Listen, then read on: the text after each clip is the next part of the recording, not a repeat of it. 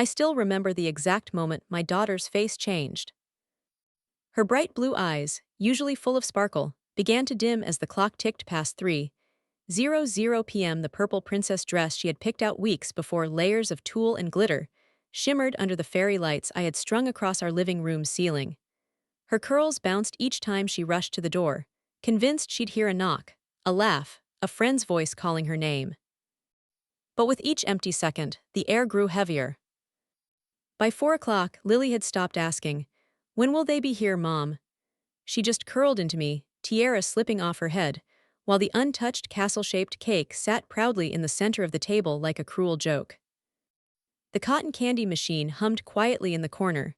The chocolate fountain bubbled, filling the room with the smell of rich, melted cocoa. Streamers in jewel tones fluttered slightly every time the ceiling fan turned. I had created a castle in our modest two-bedroom apartment. But what is a castle without guests, without laughter, without joy? The silence was deafening. And in that silence, my daughter began to cry. The sound of her sobs cut through me sharper than any knife. I held her tighter, my fingers tracing slow circles across her small back. "It's okay, sweetheart," I whispered, though the lump in my throat almost strangled me. "It's going to be okay." But deep down, I knew something was wrong, terribly wrong. I should have known better than to trust my family. See, my name is Ava. I'm 35 years old, and for most of my life I've been told I was the strong one, the responsible one, the one who didn't need help because, unlike my younger sister Natalie, I could handle anything. That's what my parents always said. "Ava's independent. She doesn't need us hovering." And maybe that was true, maybe it made me tough, but it also made me invisible. Natalie, the surprise baby, the so-called miracle child, was the center of the universe. She cried, and the whole household stopped breathing until she was soothed. She wanted my prom dress, she got it. She wanted the spotlight at my college graduation. She stole it with her engagement announcement. And my parents, they never once called her out. "She's more sensitive," my mom used to say with that tired smile, brushing away my protests. "She needs more attention than you," my dad added, as if it were gospel. I learned early that when it came down to me or Natalie, I would always lose. But when Lily was born, I thought things would change. She was my whole world, the baby I had prayed for, the tiny person who made me believe in magic again when her father, Justin, walked out on us.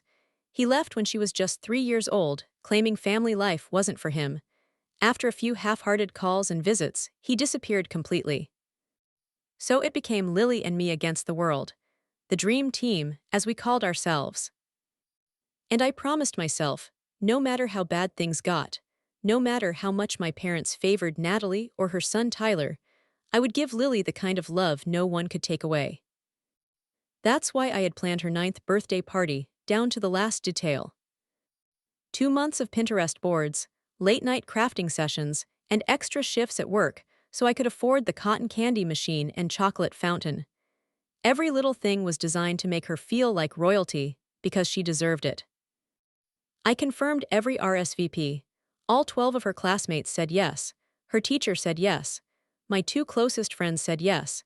Even my parents said they'd be there, though with their usual barring emergencies excuse tacked on.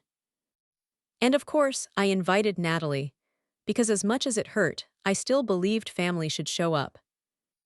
The night before, Lily couldn't sleep. She kept sneaking out of bed to make sure her purple dress was still hanging on the closet door. "Do you think this will be my best birthday ever, Mom?" she asked me for the 3rd time as I tucked her in. I kissed her forehead and smiled. "I think it's going to be magical."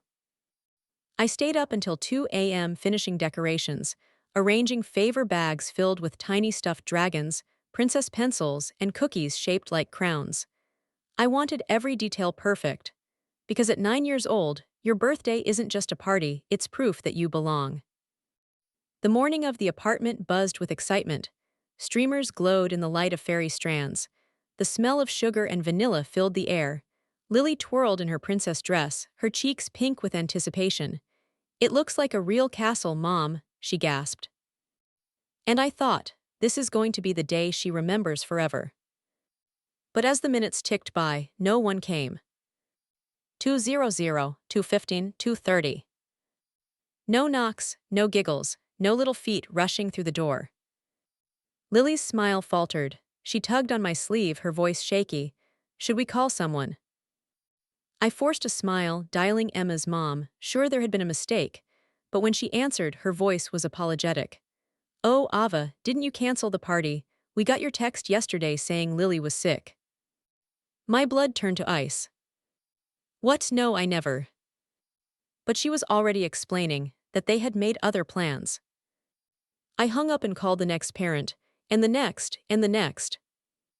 Every single one said the same thing. They had all gotten a message from me, from my old number, the one I'd changed years ago after my divorce. The message said Lily's party was canceled because she had the flu. Someone had sabotaged my daughter's birthday. And I already had a sickening suspicion who it was. I tried to hide the truth from Lily, but in our small apartment, every word of every phone call reached her ears. I saw the way her tiara slipped as her head drooped lower. I saw the way her tiny hands twisted the hem of her dress until it wrinkled. Finally, her voice cracked as she whispered, "Nobody's coming, are they?" I pulled her close, fighting tears. "It looks like someone tricked them, honey, but it's not because they don't care. They wanted to be here." Her tears soaked through my dress. "Who would do that, Mom? Who would be so mean?" I didn't answer, not yet. But deep inside, I knew. And just when I thought it couldn't get worse, my phone buzzed. A message from my mother. "Busy today, can't make it. Natalie said Lily told her she didn't want us to come anymore. Hope she has a good birthday anyway." Lily read it over my shoulder. Her small voice broke. "I never said that, Mom. I wanted them here. I wanted everyone here." And in that moment, I realized this wasn't just a cruel prank. It was betrayal. Family betrayal. The kind you don't come back from. Cliffhanger ending for part 1. I looked around at the decorations, the untouched cake, the empty chairs, and my sobbing daughter. Rage filled me in a way I had never felt before. Someone had gone too far this time. And I was going to find out exactly who. When I tell you that betrayal cuts deepest when it comes from blood, I mean it. Sitting in my quiet, decorated apartment with my daughter crying in my lap, I couldn't stop replaying the past. All the little moments that should have warned me. The pattern, the favoritism, the times I swallowed the pain because family is family. Maybe if I tell you the whole truth, you'll understand why this didn't feel like an accident. Why I knew, even before I had proof, that my sister Natalie was behind it. Growing up, I was the good one. The reliable one. The one who didn't need anyone because I could handle things. At least, that's how my parents framed it. Natalie, she was chaos wrapped in curls and dimples. 5 years younger, the golden child. Everything I did seemed to orbit around her. I was 12 when I first realized the rules were different for us. I'd spent weeks working on a science fair project about ecosystems. It was neat, organized, detailed. I'd even hand-drawn diagrams with colored pencils. When I brought it home proudly, Mom glanced at it and said, "That's nice, Ava. Can you help Natalie with hers now?" Natalie was 7. Her project was supposed to be on the water cycle. She hadn't even started. I helped her. I always helped her. Because if I didn't, Mom would scold me for being selfish. And if I dared to complain, Dad would sigh and say, "You know your sister needs more support than you." It was always me giving, and her taking. By high school, it wasn't just school projects. I had been dreaming about prom for months. I'd saved babysitting money to buy a beautiful navy blue dress with sequins that shimmered under the light. It was my dream dress. The night before the dance, Natalie asked to just try it on. She was 12, too young to even attend. I refused at first, but Mom snapped, "Oh, Ava, don't be so dramatic. Let her have a little fun." I let her try it on. She wore it outside to show her friends. She came back with a giant soda stain splashed across the bodice. I cried. My mom shook her head. "If the dress meant that much to you, you should have kept it hidden." I went to prom in a borrowed dress that didn't fit right, and when I tried to bring it up years later, my parents laughed. "Oh, that old thing, Natalie was just a kid. Let it go." But I never forgot. College was worse. The day of my graduation, a huge milestone for me because I had worked 2 part-time jobs to stay afloat, Natalie announced her engagement at the party. Imagine spending 4 years clawing your way through exams, sleepless nights, and student debt, finally having your moment, only to have your little sister waltz in with a sparkling ring and steal the spotlight. Every relative who came to congratulate me ended up crowded around her, squealing over wedding plans. My mother whispered, "Don't be upset, Ava. This is just how Natalie is. She didn't mean to overshadow you." But she always meant to. The pattern followed me into adulthood. When I landed my first big promotion as a graphic designer, I wanted to celebrate. For once, I felt like I was finally being recognized. But that very week, Natalie called our parents crying about needing money for car repairs. Guess who they called? "Ava, you're doing so well," my mom said. "Can't you share your good fortune with your sister?" And when I hesitated, Dad chimed in, "She's family, you'll make more money later, but right now she needs you." I caved, I wired her the money. My promotion dinner became an afterthought. Even in my marriage, she found a way to intrude. When I first brought Justin, my then boyfriend, home to meet the family, Natalie spent the entire dinner batting her eyelashes and joking about how handsome he was. I was mortified, but my parents laughed. "She's just comfortable with him, Ava, don't be so jealous." Jealous of my own fiancé. I brushed it off, told myself it was harmless. But looking back, it was another red flag in a long parade of them. And then Lily was born. For the first time, I thought Natalie might soften, that maybe having a niece would shift her perspective. At first, she cooed and fussed over Lily, calling her princess. But soon, the cracks appeared. She would cancel visits last minute because she needed time to herself. If Lily and I were invited to dinner, she'd show up late and dominate the conversation with her endless dramas. And when Natalie had her own child, Tyler, 3 years ago, that's when it became unbearable. My parents, who had been at least somewhat involved with Lily, sending birthday gifts and babysitting occasionally, shifted all their attention to Tyler. "Oh, he's such a sweet boy," Mom gushed. "So easygoing, just like Natalie was." Meanwhile, Lily's handmade birthday cards and little soccer trophies collected dust on their mantle, while Tyler's every scribble got framed like it belonged in a museum. I tried not to let Lily notice, but she did. Kids always do. "Why does Grandma clap for me the way she claps for Tyler?" she asked one day after a school play. I smiled through the ache in my chest. "Grandma loves you, honey, she just shows it differently." But even as I said it, I knew I was lying. Fast forward to now. When Lily's 9th birthday came around, I thought, this time, I'll make it perfect. Even if no one else shows up, she'll feel like the most special girl in the world. I spent weeks crafting those invitations with her, weeks planning every detail. But the one thing I didn't plan for, the thing I should have expected, was sabotage. Because when I looked at the text from my mother that afternoon, claiming Natalie had said Lily told her not to come, something inside me snapped. It was the same pattern, just amplified. Natalie couldn't stand that the spotlight wasn't on her. She couldn't bear the idea that my daughter might shine, even for one day. That night, as Lily finally drifted into an exhausted sleep, I sat on the couch replaying every single slight, every stolen moment, every betrayal. And I realized something chilling. If Natalie was capable of hijacking my prom, my graduation, my career milestones, why wouldn't she ruin my daughter's birthday too? But this wasn't just about me anymore. This was about Lily. And I swore I wouldn't let my little girl pay the price for decades of my family's dysfunction. I picked up my phone. Scrolling through Facebook, I found it, Natalie's post from just hours earlier, a selfie at a resort pool.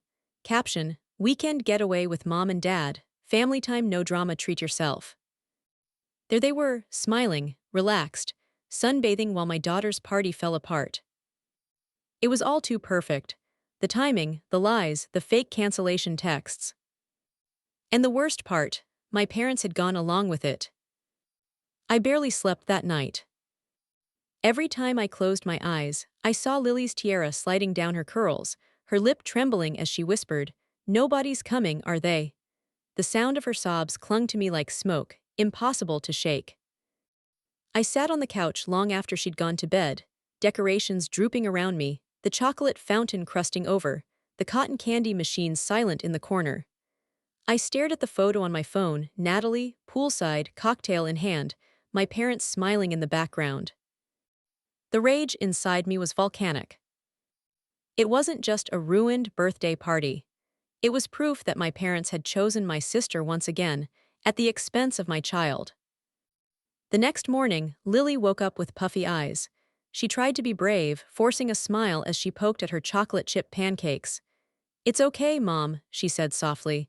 "Maybe next year will be better." Her resilience both amazed and shattered me, but I wasn't about to let her think this was normal. That betrayal was something you just swallowed. "Sweetheart," I said, gently tucking a curl behind her ear, "this wasn't your fault. Your friends wanted to come, somebody tricked them, and I'm going to find out who." Her eyes widened, hope flickering. "You mean like a detective?"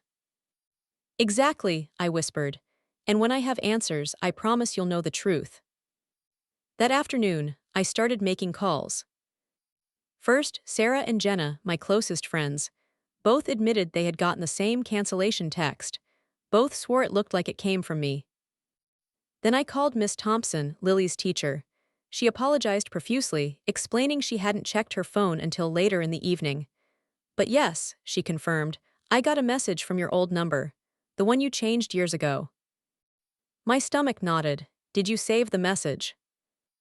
"Of course, I'll screenshot it." Seconds later, my phone pinged with the evidence. The text read, "Unfortunately, Lily's party is cancelled. She has the flu, will reschedule soon. Sorry for the late notice. Ava." I stared at it, bile rising in my throat. Whoever sent it knew the exact wording I use.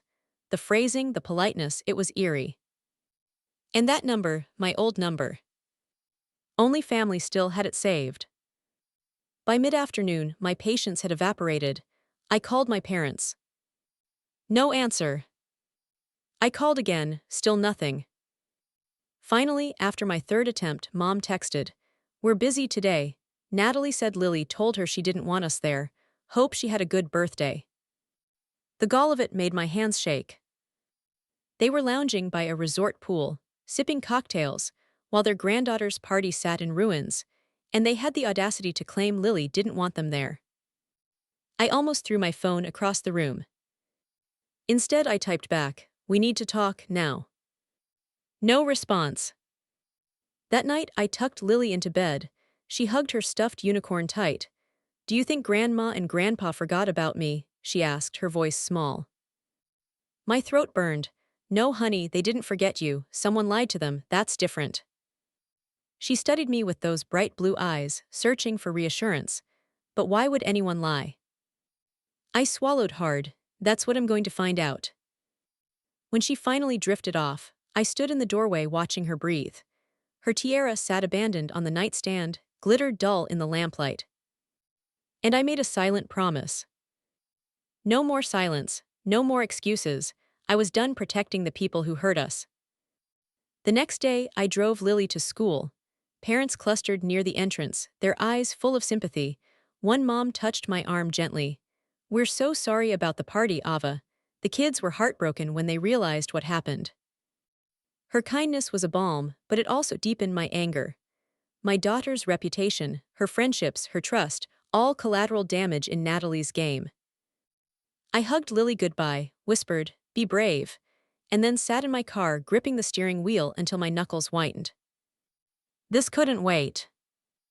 I called my dad. To my surprise, he picked up.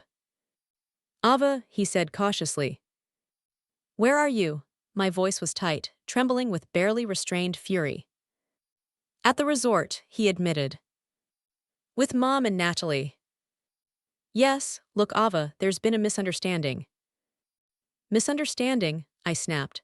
"Do you know where I spent yesterday? Sitting in a decorated living room with my daughter sobbing in my arms while not a single guest showed up. Do you know why? Because someone sent fake cancellation texts from my old number. And while Lily's heart was breaking, you were at a spa. Silence crackled on the line, then he sighed. Natalie showed us the message. We thought it came from you. Did you even bother to call me, to check? Another pause, then quietly, no. The word cut deeper than I expected. You didn't think your granddaughter's 9th birthday was worth a 30-second phone call. My voice rose, shaking. Ava, we didn't want to intrude if. I hung up before you could finish. That evening, Sarah came over with takeout. She wrapped me in a hug the moment I opened the door. You look like you haven't slept.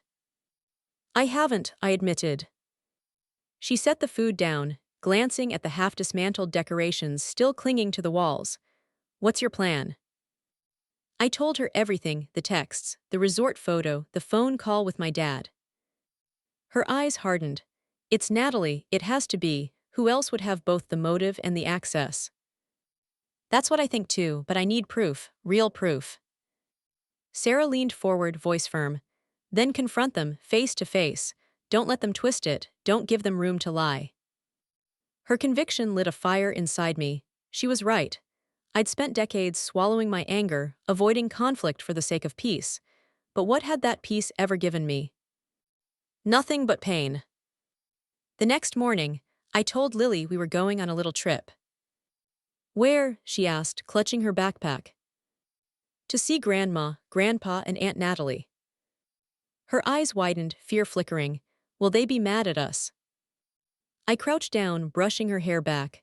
Sweetheart, they should be happy to see us, and if they're not, that's their problem, not ours. She nodded hesitantly, slipping her hand into mine. The drive to Lakeside Resort took just over an hour. I gripped the steering wheel tightly, rehearsing what I'd say, my heart pounding like a drum. The closer we got, the more my stomach churned. This wasn't just about Natalie anymore. This was about decades of silence, favoritism, and betrayal. This was about demanding the respect my daughter deserved. As we pulled into the parking lot, I spotted the resort's manicured gardens, the pristine pool glinting under the sun. Expensive cars lined the entrance. My little sedan looked out of place, but I didn't care. I parked, unbuckled Lily, and took her hand. Are you ready? She nodded, though her grip was tight. Together, we walked toward the pool area. And there they were. My parents, lounging under an umbrella with drinks in hand. Natalie sprawled on a chaise, scrolling through her phone, sunglasses perched on her head. They looked carefree, relaxed, happy. And when my mother's eyes lifted and landed on us, the shock on her face was priceless. Ava's Lily, what are you doing here? Her voice drew my father's attention. Natalie looked up too, her posture stiffening instantly. Lily squeezed my hand, whispering, Mom. I squared my shoulders, my pulse roaring in my ears. This was it. What would you do if you discovered your own sister had sabotaged your child's birthday, and your parents helped cover it up? The poolside chatter quieted the second I spoke. Other guests glanced over, their curiosity piqued. My mom shifted in her seat, uncomfortable under the weight of my stare. My dad stood slowly, awkwardly adjusting his shirt. But Natalie. She didn't move. She just slid her sunglasses down from her head, rested them on her nose, and smirked like I was a child throwing a tantrum in public. What are you talking about? She drawled, her voice dripping with feigned innocence. I clenched Lily's hand tighter, grounding myself. Don't play games with me, Natalie. Every single one of Lily's friends got a text saying her party was canceled, from my old number, and while she sat in tears, you were here, sipping cocktails with Mom and Dad. Mom gasped, placing a hand on her chest. Ava, please don't make a scene. I let out a bitter laugh. A scene? You think this is about embarrassing you in front of strangers? My daughter cried herself to sleep on her birthday because of you three. That's the only scene that matters. Dad stepped forward, palms up like he was soothing a wild animal. Let's not jump to conclusions. Natalie said she thought the party was canceled. She showed us the message. Exactly, Natalie chimed in, her voice smooth. I thought you canceled it, Ava. Why on earth would I sabotage a child's birthday? My blood boiled. Because it's what you've always done, sabotage every milestone, every happy moment, anything that wasn't about you. Her smirk faltered, replaced by a flicker of irritation. That's ridiculous. No, what's ridiculous is a 35-year-old woman, still acting like a jealous child. The tension thickened. The clinking of ice in glasses, the faint splash of kids playing in the pool, every sound seemed louder against the heavy silence between us. Lily tugged at my hand. "Mom," she whispered, her voice trembling. I crouched down so we were eye level. "It's okay, sweetheart. You didn't do anything wrong. You deserve the truth." Her little chin quivered, but she nodded bravely. I straightened, pulling my phone from my pocket. With a swipe, I opened the screenshot Miss Thompson had sent me and held it out toward my parents. "Here, read it. This is the fake cancellation text, word for word, pretending to be me." Dad squinted, his brow furrowing. Mom leaned closer, her mouth tightening.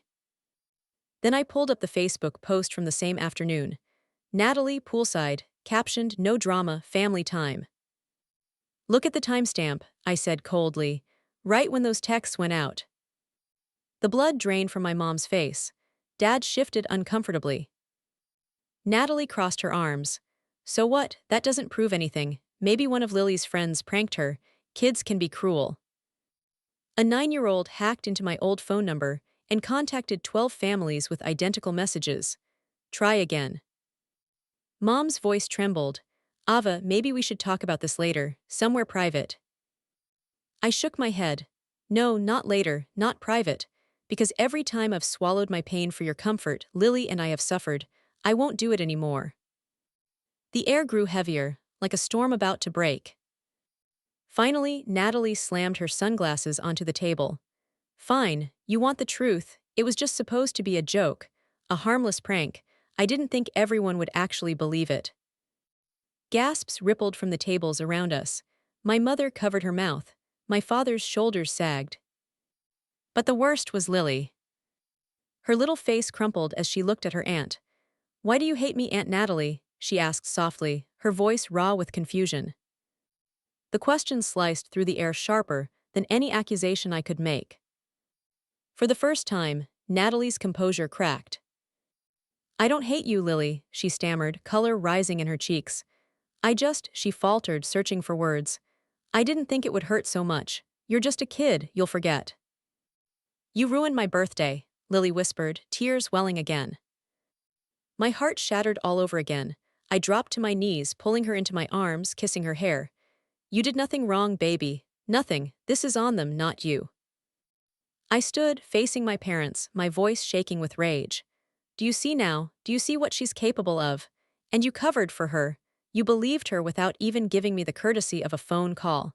You abandoned your granddaughter because Natalie told you to." My dad finally spoke, his voice low. "Natalie, is this true?" She rolled her eyes. "You're all being so dramatic, it's just a birthday party, she'll have others." The words were gasoline on fire. "Just a birthday party," I snapped. "To a 9-year-old little girl, it was everything. And you stole it from her. You stole her joy because you couldn't stand that it wasn't about you for once." Natalie's jaw tightened. "You always paint me as the villain. Maybe you should look at yourself. You think you're so perfect, but you're just bitter because Mom and Dad love me more." Mom gasped. Dad closed his eyes. And in that moment, Natalie had said the thing we'd all known but never admitted. The ugly truth hung in the air like smoke. Then something I never expected happened. My father, the man who had spent his entire life making excuses for Natalie, finally snapped. "No, Natalie," he said firmly, his voice shaking. "Enough, what you did was cruel, it wasn't a joke. It wasn't harmless. You hurt your niece. And you embarrassed your sister. We can't keep pretending this behavior is acceptable." Natalie's mouth fell open. "Dad, you're taking her side." "For once, yes," he said. His eyes glistened, full of guilt. "Because she's right. We've let you get away with too much. And yesterday crossed a line." My mother looked torn, her eyes darting between me, Lily, and Natalie. "Natalie, tell me you didn't really do this." But Natalie stayed silent, her face crumbling. That silence was answer enough. The confrontation drew stares from every corner of the pool. People shook their heads, some whispering to each other. The shame on my parents' faces was visible. I didn't care. For once, the truth was out in the open. I reached for Lily's hand. "Come on, sweetheart, we're leaving." As we turned, my mom called out, her voice breaking. "Ava, wait, please." I stopped but didn't look back. "What?" Her voice cracked. "I'm sorry." For a second, the words almost softened me. Almost. But then I remembered Lily's tears staining her princess dress, and I knew sorry wasn't enough. "Don't apologize to me," I said, my voice flat. "Apologize to your granddaughter. She's the one who deserves it." And with that, Lily and I walked away, leaving my family and decades of silence behind us. The drive home from the resort was the longest hour of my life. Lily sat in the back seat, pressed against the window, silent. Her tiara was gone, stuffed into her backpack. The dress she'd begged me to buy, layers of purple tulle and silver stars, was bunched around her legs like a crumpled flag of defeat. I kept glancing at her through the rearview mirror, aching to say something that would fix it. But what words could undo what she had heard? Her own aunt admitting to sabotaging her special day. Her grandparents defending the person who had hurt her most.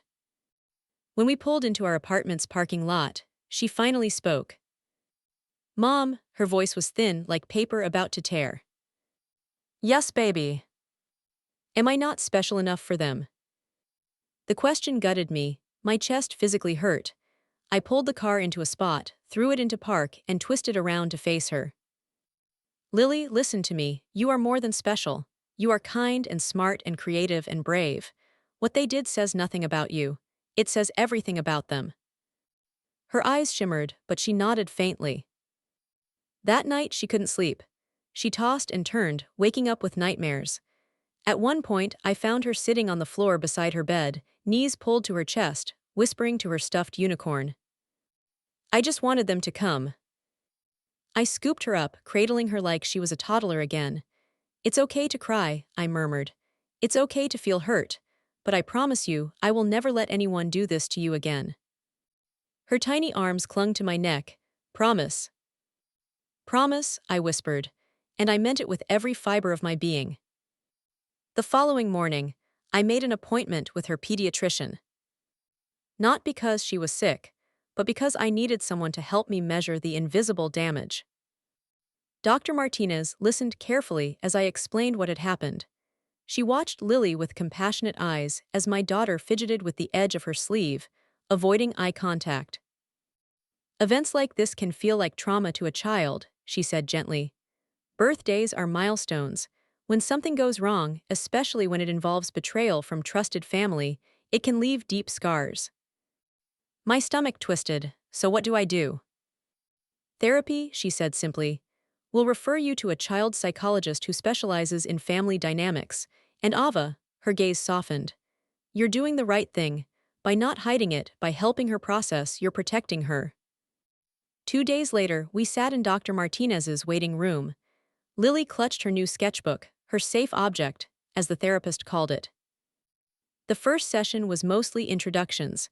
Dr. Martinez asked Lily about her favorite things: painting, soccer, her stuffed unicorn named Sparkle. Slowly, my daughter began to open up. By the third session, she said something that made my throat tight. "It hurt when no one came, but it hurt worse when Aunt Natalie said it wasn't a big deal, like I didn't matter." Dr. Martinez nodded solemnly. "That makes perfect sense. When people we love minimize our feelings, it hurts more than the event itself. But Lily, you do matter. And you're allowed to say so." Lily's small shoulders straightened a little. It was a start. Meanwhile, I was gathering evidence. I went through every screenshot, every call log, every message. Miss Thompson's screenshot of the cancellation text. Sarah's and Jenna's matching texts. Timestamps that aligned perfectly with Natalie's poolside posts. Piece by piece, the puzzle took shape. And the picture it painted was undeniable. This wasn't an accident, it was calculated. My father called midweek. "Ava," he began, his voice weary, "we need to talk." "I have nothing to say to you," I replied coldly. Please, he said, almost begging. Just hear me out. I stayed silent, waiting. You're right, he admitted. We should have checked with you, we should have been there for Lily. I failed her, and I failed you. The raw honesty in his voice stunned me. For once, he wasn't making excuses. I don't know if your mother's ready to admit it, he continued. But I am. We've been enabling Natalie for too long. And what she did to Lily, that crossed a line. My throat tightened, so now what? I want to make it right, he said. I want to be there for Lily, not just when it's convenient, always. It was the apology I had wanted my whole life. But could I trust it? That night, as Lily and I ate pizza on the couch, she looked at me suddenly. Mom, are we going to have another party? Like a redo? Her question hit me like a spark. Why not? Why should Natalie's cruelty define Lily's 9th birthday? I smiled, pulling her close. Yes, sweetheart, we're going to throw the best do-over party ever. Bigger, brighter, and full of people who love you. Her eyes lit up for the first time since that awful day. Really? Really, I promised. And this time no one can stop it. The next morning, I began making calls. Every parent I reached was horrified when they learned the truth. One mom even cried, saying, "We thought we were respecting your wishes. If we'd known." Miss Thompson offered to help coordinate. Sarah and Jenna volunteered decorations and snacks. By the end of the day, I had 12 confirmations. All of Lily's classmates would be there. This time, it would be different. But even as I planned, I couldn't shake the image of Natalie smirking poolside. Her dismissive words, "It's just a birthday party," echoed in my mind. No, I thought, it was never just a party. It was proof of love, proof of loyalty, proof of who showed up when it mattered. And the evidence was clear. Natalie never would. The night before the do-over party, Lily sat cross-legged on the living room floor, helping me string new fairy lights. Her cheeks glowed in the warm light. Mom, she said quietly, do you think Aunt Natalie will ever be sorry? I hesitated.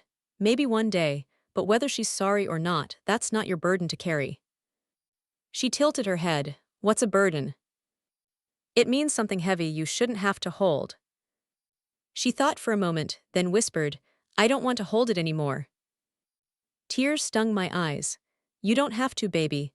I'll carry it for both of us until you're ready to let it go. The do-over party was everything the first one should have been. By 2 o'clock, the living room buzzed with laughter and shrieks of excitement. Streamers fluttered overhead, music played softly from a Bluetooth speaker, and Lily's classmates raced around with wands and paper crowns. The chocolate fountain dripped sticky ribbons onto skewers of strawberries, and the cotton candy machine spun sugary clouds that made the entire apartment smell like a carnival. This time, the seats filled. Every favor bag disappeared into happy little hands. And when the cake, a 5-tier castle masterpiece with glowing LED lights, was revealed, Lily gasped so loudly the entire room laughed. She wasn't just celebrated, she was adored. I snapped photo after photo, determined to capture every moment. Her smile, wide and genuine. The way her classmates surrounded her during the treasure hunt. The glow in her eyes when she opened the scrapbook her teacher had made, full of notes and drawings from her friends. And yet, even as joy filled the room, a shadow lingered in the back of my mind. Because I knew this wasn't over. My parents showed up halfway through. Dad carried a wrapped gift, awkwardly shifting from foot to foot in the doorway. Mom followed, her face stiff, eyes darting around the crowded room. For a moment, I considered slamming the door, but then Lily spotted them. Grandma, Grandpa, she squealed, rushing into their arms. Her joy disarmed me. Whatever anger I felt, it wasn't hers to carry. I stepped aside, my voice tight. Come in. They settled into the background, watching as Lily twirled in her princess dress. Dad's eyes were wet, pride softening his features. Mom, though, looked haunted, like she couldn't decide if she belonged here or not. After the last guest left and Lily collapsed on the couch, sugar-drunk and giggling, I walked my parents outside. I need to know, I said, arms crossed. Where do you stand? Dad met my gaze steadily. With you and with Lily, always. Mom flinched. Ava, she's still your sister. I laughed bitterly. After what she did, you're still defending her. She made a mistake, Mom said weakly. But family. Family doesn't deliberately destroy a child's birthday, I cut in sharply. Family doesn't lie and manipulate. And if you can't see that, then maybe family means something different to you than it does to me. For once, Mom had no reply. 2 days later, Natalie showed up at my door. She didn't knock timidly. She pounded hard like she owned the place. When I opened it, she stood there in oversized sunglasses, her lips painted bright red, her son Tyler tugging at her hand.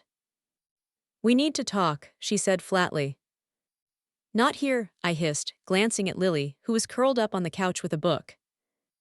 Natalie shoved past me anyway, dragging Tyler along. Seriously, I snapped. You think you can just barge in after what you did? She whipped off her sunglasses, her eyes flashing. You've turned everyone against me, Ava. Mom, Dad, even random strangers at the resort. Do you have any idea how humiliated I was? I stared at her in disbelief. You were humiliated. My daughter cried herself to sleep on her birthday, Natalie, and you're worried about your reputation. Her jaw clenched. I didn't mean for it to go that far. It was supposed to be funny. My hands shook. Funny, you broke a child's heart. You fractured this family even worse than before, and you think that's funny. Tyler looked up, confused. Mommy, what happened? Natalie's face crumpled for the briefest moment. She crouched down, hugging her son tightly. Nothing, baby. Go sit with Lily, okay? The boy's innocent eyes flicked between us before he shuffled off. The second he was out of earshot, Natalie collapsed onto the arm of a chair, burying her face in her hands. I don't know what's wrong with me, she muttered. Every time something good happens to you, I feel left behind, like I'm not enough unless I'm in the spotlight. Her voice cracked, muffled but raw. I froze, the anger in me clashing with a strange, unexpected wave of pity. You've always had the spotlight, I said quietly. Mom and Dad handed it to you on a silver platter, but instead of growing into it, you weaponized it. Tears streaked her mascara. I know, and I don't know how to stop. At that moment, Dad arrived. I hadn't even realized he'd been standing at the open door until he cleared his throat. Natalie, he said firmly, this is where it stops. No more excuses, no more jokes. You owe your niece an apology, a real one. Natalie's head shot up. Dad, please. No, he interrupted, voice steady. I've protected you your whole life. I thought I was helping, but I see now I was only hurting you and Ava. And now Lily. His eyes glistened as he turned toward me. I should have stood up for you years ago. I'm sorry, Ava. My chest tightened. I had waited my whole life to hear those words. Natalie wiped her face, trembling. You don't understand. I feel invisible too. Ever since Tyler was born, it's like I don't even know who I am anymore. And when I saw how excited Lily was for her party, she broke off, shaking her head. I just snapped.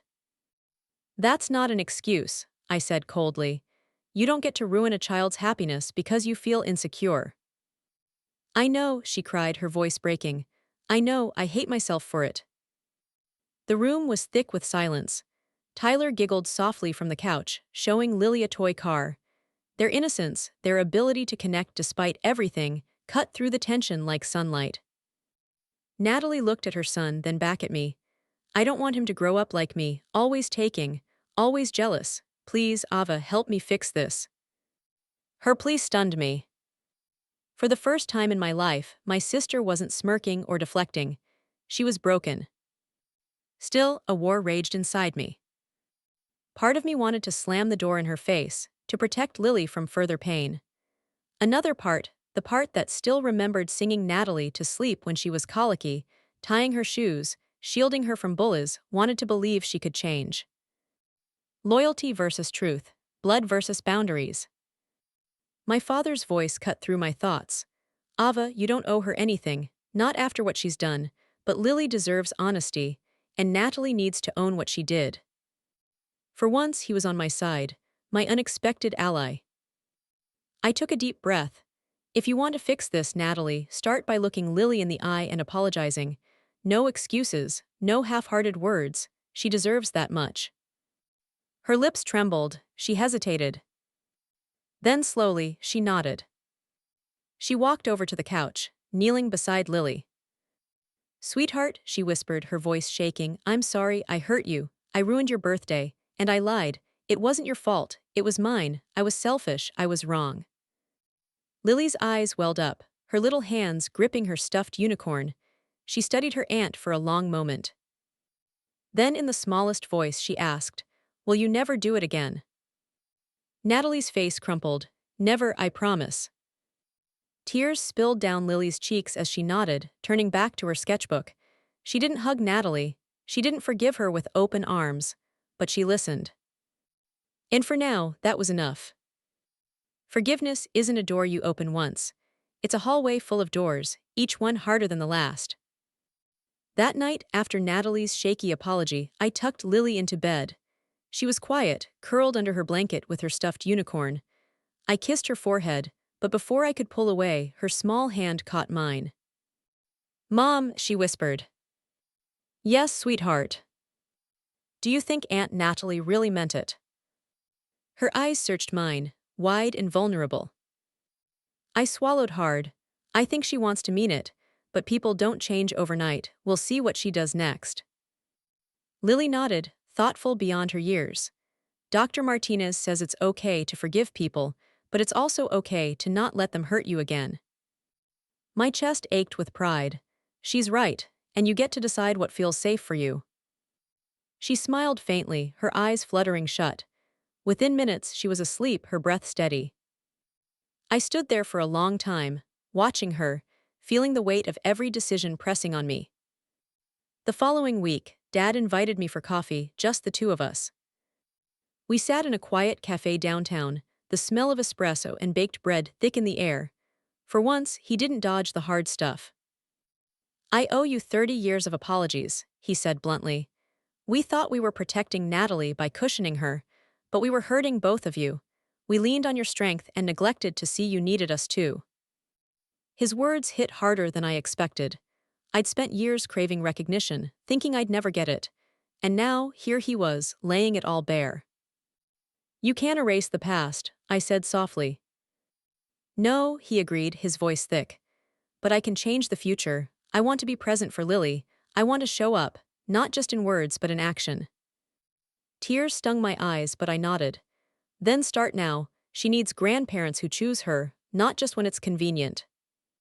He reached across the table, squeezing my hand. "You have my word." My mom was harder. When she came by a few days later, she looked older, weighed down by guilt. She fiddled with her necklace as she sat at my kitchen table. "I don't know how to fix this," she admitted. "I thought I was protecting Natalie, but maybe I was protecting myself from admitting I played favorites." Her honesty startled me. "Mom," I said carefully, "you don't need to fix 30 years in one conversation. Start by showing up for Lily, be consistent, be kind. And when Natalie tries to twist things, don't let her." Mom's eyes filled with tears. "I can try." "For Lily's sake, I hope you do," I whispered. As for Natalie, she sent me a text a week later. "I know words don't mean much, but I'm going to therapy, for real this time. I don't want to lose Tyler the way I've lost you. I'll give you space. But I hope one day you'll trust me again." I stared at the message for a long time. I didn't reply. Not out of cruelty, but because trust isn't rebuilt with quick words. It's rebuilt slowly, brick by brick, through action. Lily continued her sessions with Dr. Martinez. Each week, I saw her grow stronger. One night after therapy, she sat on the couch with her gratitude journal. "I'm thankful my mom stands up for me," she wrote carefully. I blinked back tears. She looked up, her blue eyes shining. "Mom, I don't feel scared anymore. Not like that day. Dr. Martinez says bad memories don't go away, but new good ones can be stronger." Her wisdom floored me. At 9 years old, she understood something most adults never grasp. And so, we made new memories. We started Truth Tuesdays, where we talked about anything bothering us, no matter how small.